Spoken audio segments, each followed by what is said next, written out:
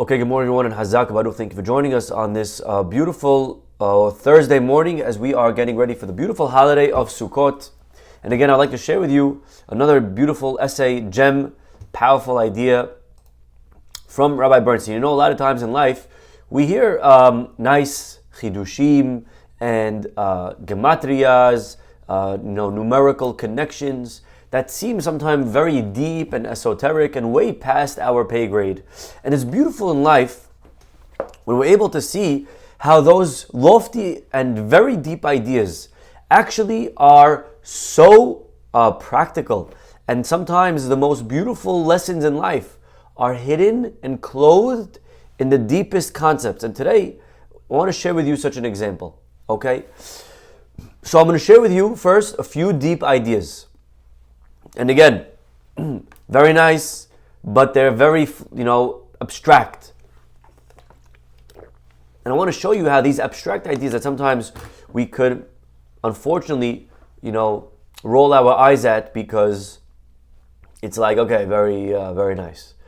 But they're actually filled and packed with deep meaning and ideas and profound values, okay?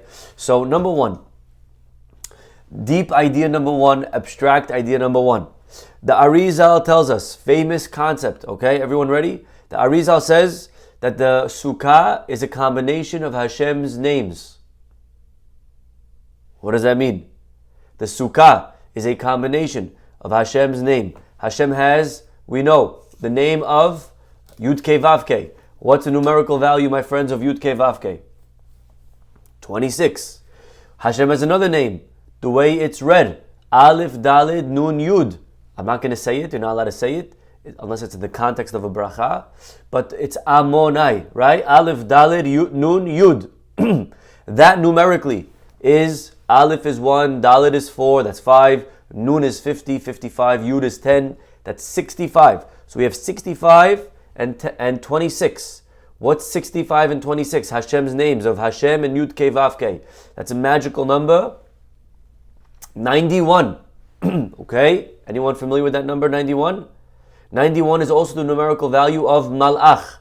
Malach is an angel. Okay? But, for our purposes, says the Arizal, the word Sukkah, Samich, 60. Vav, 6, 66. Chaf, 20, 86. And Hey, 5, 91. 91 is Sukkah, and Hashem's two names is Sukkah. That is the Arizal, beautiful 91 and 91. Again, very esoteric. What does that mean? What is the connection between the mitzvah of Sukkah and Hashem's two names? Okay. Continuing on deeper to deeper. Says the Gaon Mevilna, the Gra, Rabbi Eliyahu. He adds now a deeper dimension. And he says, not only is Sukkah Hashem's both of Hashem's names, it's actually the name within the name. What does that mean? A name within the name. He says, take the word Sukkah. The two middle letters, Vav and Chaf. Those two letters, Vav is 6, Chaf is 20. The two middle letters is the 26. That's the name of the Yud Kei Vav Kei. The two outer letters, Samich and Hey, 65. That's the name of Adnut, of Amonai. So it's not just 91. It's actually the name of 26 inside the name of 65. Again, what does that mean? Very deep concept. Explains the Gaon Mevilna. Doesn't really explain, he just adds. The Pasuk says, V'Hashem behechal kodsho has mipanav kol haaretz. God resides in a sanctuary. Hashem behechal kodsho. God is in the hechal. And again, says the Gaon Mevilna, now look at this, brilliant. Take the word hechal. What does hechal mean? Hey is 5. Yud is 10, 15. Chaf is 20, it's 35. Lamed is 30, 65. The word hechal is 65, like the name of Hashem, of Adon. And therefore, Hashem is in the hechal. God, the name of Hashem of Yud Kei Vav Kei, is inside the 65. The 26 is inside the 65, like the word Sukkah, right? You have Sukkah, the two outer letters is the 65, and the two inner letters is 26. So again, all of this is very nice, but very deep, and needs to be explained and made a little bit more for our level. Explains Rabbi Bernstein something very beautiful. We know that Hashem, the two names of Hashem represent two different ways of conducting himself. Hashem, when he's acting in the name of Yud-Kei Vav-Kei, what does Yud-Kei Vav-Kei mean? Yud-Kei Vav-Kei means the name of God of mercy. But not just mercy. You know what it means that it's mercy? It means it's the name of God of, not mercy only, but more of miracles. Nisim. Nisim is a miracle in this. When Hashem comes down and does an open miracle, that's kind, that's chesed, that's kindness. When God uses his midah of open miracles, he's acting within the name of Yud-Kei Vav-Kei. The name of Adon, Adon, master, is the God running the world. God who is acting, within the laws of nature. He's hiding behind nature. He's behind the scenes. So open miracles is Hashem. Hidden miracles is Adon. And what our rabbis are telling us when they say that the name of Hashem is inside the Adon is, what our rabbis are saying, is that the same Hashem that comes down to split the sea is also the God, it's the God who's behind the day-to-day miracles of sunrise and breathing and my heart pumping and my eyes blinking. All of these miracles, we don't call them miracles, we call them nature. But Hashem is also in Adon.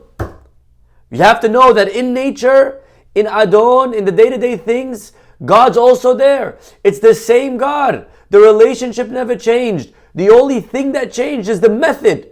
It's how he comes down. It's how he wants to manifest himself. But it's the same Father. It's the same God, and he's not changing.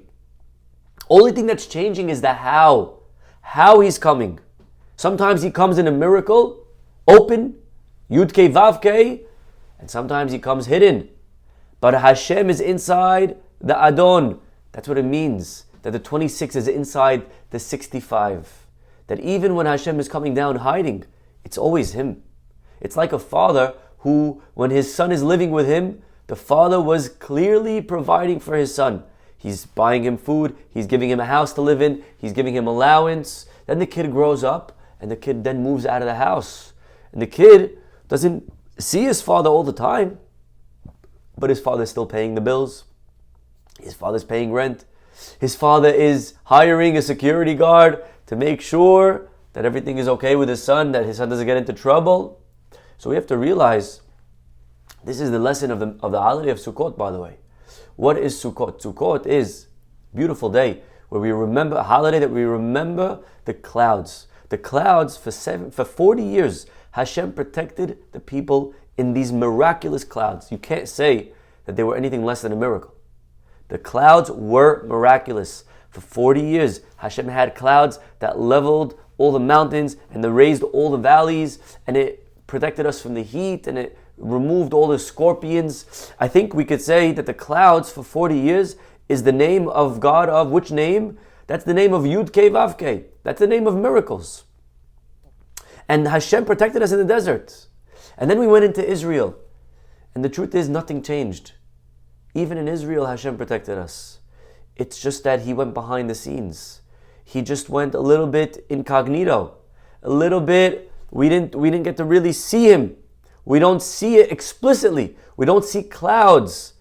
We don't see Dad protecting us. But he's still there. It's just that we don't see it.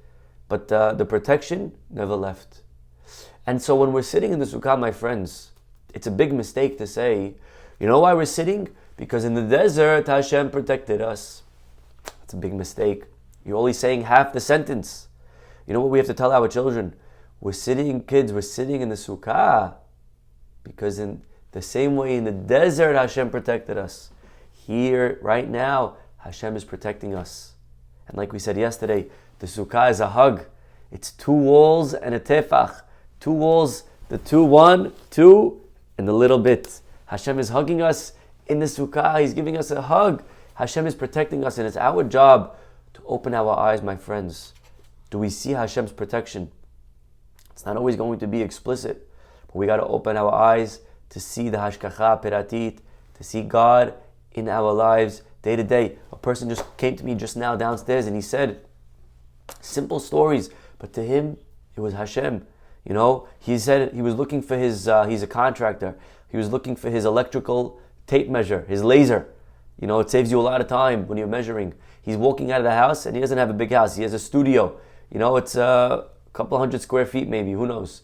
And he's walking out of his house and he looks in the drawer, in the same drawer that it's always right there. He opens the drawer, no, it's not there. He closes the drawer, he looks all over the house, he can't find it, he's going to go to work, and he realizes that he's going to waste so much time today having to measure manually. All of a sudden he closed his eyes and he said, Hashem, I know the truth is, I didn't do the best thing yesterday, and maybe you're trying to send me a message, and I got the message, thank you. And he says, before he left, he decided to just give it one more try. He says he opened the drawer, the same drawer that he looked in 5 minutes before. It was sitting right there on top of the drawer. For him, Hashem was talking to him. God is sending me a message. God is telling me, look, I'm here, I got it. You got it, I got it. This is our job as we go through life. To open our eyes, my friends. Because Hashem is not going to necessarily come down today and split the sea. But I find a parking spot. I have to realize God split the sea. God made a spot for me. I have to open my eyes. V'Hashem behechal kocho. God is in the hechal. Yud Kei Vav Kei is in 65. Even the 65, even the adnut, even the day-to-day things. I have to realize Hashem is there. V'Hashem behechal kocho. And so when we sit in a sukkah, we are realizing that the protection continues even till today, even right now, even though we don't have clouds, even though we don't have open miracles, even though we don't have Yud Kei Vav Kei, but we still have Amonai. You know that today, you're not allowed to say Hashem's name of Yud Kei Vav Kei. We don't pronounce it the way it's written, Yud Kei Vav Kei. We don't say yeah, and then Yeho, right? We don't say it like that. We say Amonai, because that's the name that today we're familiar with. We're familiar today with the name of God of hiding, the God who's in nature. But just because he's hiding, it doesn't mean that he's not there. He's still pulling all the strings. He's still behind the scenes, my friends. And therefore, nature is filled with miracles. Hashem is within nature. Hashem is within Adnut. Yud Kei Vav Kei is in. So the 26, the middle two letters of Sukkot, Vav and Chaf, they're within the bigger letters of the Samech and Hey. Our job again is to always open our eyes. The pasuk, matter of fact, V'Hashem behechal kocho, that God resides in the hechal. How does that pasuk end? We quoted it earlier. Has mipanav kol haaretz. The whole world will recognize him. But look at the word has. What an interesting word. If you noticed right away, you probably got it already. Has, Hey Samech. Those two letters. 65. Those are the two outer letters of Sukkah. Has. The whole world needs to recognize that Hashem is in the Has, that Hashem is in the 65, that even there, God is no less than when he was doing the open miracles. You know, the rabbis tell us that until Avraham Avinu came, there was no one that referred to Hashem as master until him. What does that mean? No one called out to God before Avraham? Didn't Noah call out to God? Didn't he say, and it's a pasuk, Baruch Hashem Elokei Shem? He says literally, clearly, Baruch Hashem. So how can he tell me that until Avraham came, no one called out to Hashem? Explains Rabbi Bernstein beautifully. Of course people called out to God. But everyone believed in the God of Yud Kei Vav Kei. What that means that everyone believed and acknowledged and recognized that there was a creator to the world. Yud Kei Vav Kei, miracles, we get. Everyone, they believed back then, even the atheists, they believed that Hashem created the world. Only thing they said was, he abandoned the world. He left it. It's too small for him. He has bigger and better to do. He's not going to, deal and occupy his time with us little people. So they acknowledged Yud Kei Vav Kei. But nature, the day-to-day, it's running by itself. He gave it to someone else, autopilot, right? Avraham, this is what he came. He taught the world that Hashem is Adon Kol Haaretz. He's the master. Even now he's in charge. Even here we could see him. This is what Avraham taught. He taught. What does it mean Avraham was the father of monotheism? He brought down the idea of Hashkacha Peratit, that God is involved even when we can't see him. By the way, we know when the Arabs came, when people came to eat in his house, they finished eating, they got up, they said, okay, Avraham, thank you so much. How much do we owe you? What did Avraham say? You don't owe me. Me? What did I do? I'm a guest like you. You got to pay the real owner. They said, okay, who's the real owner? He said, the real master is Hashem. What do you mean Hashem? Hashem left. He created the world and then he abandoned ship. And Avraham, he would teach all his guests, no, Hashem is here. The same way the sun rises. Who made it rise? Who told the water to stay? Who told the wheat to grow? Who makes these things happen? It's only Hashem. And he taught everybody that came that, again, all of nature, all the day-to-day, all the simple things that we take for granted, all of that is HaKadosh Baruch Hu. Actually, our rabbis tell us that Avraham, when the three Arabs came to his house, when the three guests came, Avraham Avinu, what did he do? Something very special. He treated them in a very special way. And our rabbis tell us that everything that Avraham did, we got rewarded for. Avraham gave them water, so in the desert we got water. Avraham gave them bread, in the desert we got the man. And Avraham gave them shade, and so in the desert we got the clouds. You see, the holiday of Sukkot, which remembers the clouds that we got, but we only got those clouds because Avraham gave the guests shade. What does that mean? That means that Avraham, when he gave his guests shade, he taught them this lesson, that HaKadosh Baruch Hu is in nature. And when he taught them that lesson, we merited to have not only God hiding, but we merited to have the God of miracles come. And he came and he provided clouds in the Yud Kei Vav Kei fashion. Really special to see how all of these concepts, my friends, connect. Ultimately, it is our responsibility this holiday to think, to contemplate, to ask ourselves, what are we going to do? How are we going to open our eyes? How are we going to see Hashem more in the day-to-day? You know, I'll end with this. It's a beautiful idea. We know, all of us, we dream of going one day back to Jerusalem, back to Yerushalayim. It's our homeland, it's our center, it's our capital, Yerushalayim. And really, Yerushalayim is really, I don't know if you knew this, it's a combination of two different names that were given to that city. The city, once upon a time, wasn't called Yerushalayim. It was actually called Shalem. The Pasuk says, Umalki Tzedek Melech Shalem. When Avraham defeated the four kings, it says that Malki Tzedek, the king of Shalem, Jerusalem, you should know, was the center of the world. Israel was the center, and Jerusalem was the center of Israel. That little piece of land in the Middle East. If you look at it, by the way, very, very important. Strategically, geographically, it connected the whole ancient world. Jerusalem connected Europe, it connected Asia, and it connected Africa. It connected all three continents. It connected the whole world. It was the center. If you were going from anywhere to anywhere, you had to go through Israel. Israel is such a prime location. And Jerusalem was the top. It was literally the top of the world. You stood in Jerusalem, you saw all over the world almost, right? If you had goggles, if you had a telescope, right?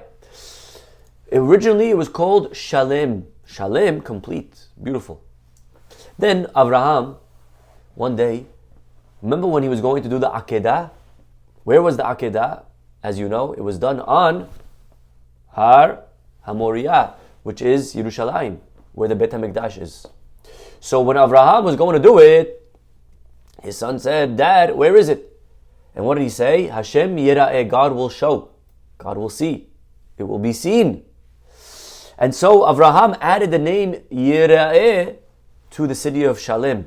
So if you combine those two words, Yira'eh, Shalem, Yerushalayim. That's, according to the Midrash, how the city got its name. Yira'eh, Yir'eh, Shalem, Yireh Shalem, Jerusalem, Yerushalayim, Yerushalayim, Yerushalayim. Right? Okay, beautiful. So, again, this is very nice. But what does this mean? What does this mean? What it means is, originally, the city was called Shalem, complete. In what way was it complete? It was complete because Hashem created it perfect. Hashem created a beautiful city, a perfect city. And then again, people had this misconception that Hashem left. He left it. It was created perfect, and it's like a museum. Don't touch, don't change, nothing. Avraham came and added the word Yir'eh. What does Yir'eh mean? Yir'eh means to see. Hashem is not, He didn't just create it once. He is seeing it now. He's looking over it. He's controlling the world. And through the world, right, Yerushalayim, the whole world. Hashem is actively here. He's constantly involved. It wasn't a one-time thing. So Yir'eh represents the idea of hashgacha. What does mashgiach do? Mashgiach has to see, right? Mashgiach means to see. I remember when I was meeting my wife's grandma. So I was asked, she's saying, what do you do? I said, I'm in learning, I'm kollel. She said, oh, you're in kollel. The idea was foreign to her. What do you mean you're learning all day? What are you doing for a job, for parnasah? She didn't understand that you're learning, you're going to become a rabbi hopefully one day. Okay, anyways, so I said, yeah, I'm learning. She had a grandson who was also, learning. And she said, oh, I have also my grandson. He's learning. I'm like, yeah, very nice. She's like, yeah, he wants to be the Mashiach. I said, what? She said, yeah, he wants to be Mashiach. So my wife started laughing. She said, no, he doesn't want to be Mashiach. He wants to be Mashgiach.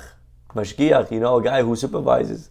I said, oh, okay. I was getting nervous, You have family members that want to be Mashiach. It could be close to heresy, you know what I mean? You don't want to get involved with such a family. So either way, whenever I think of Mashgiach. But what's a Mashgiach? A Mashgiach is someone who oversees. Hashem is Yira'eh. He's overseeing. Hashgacha peratit. He's constantly overseeing the world. He's watching over.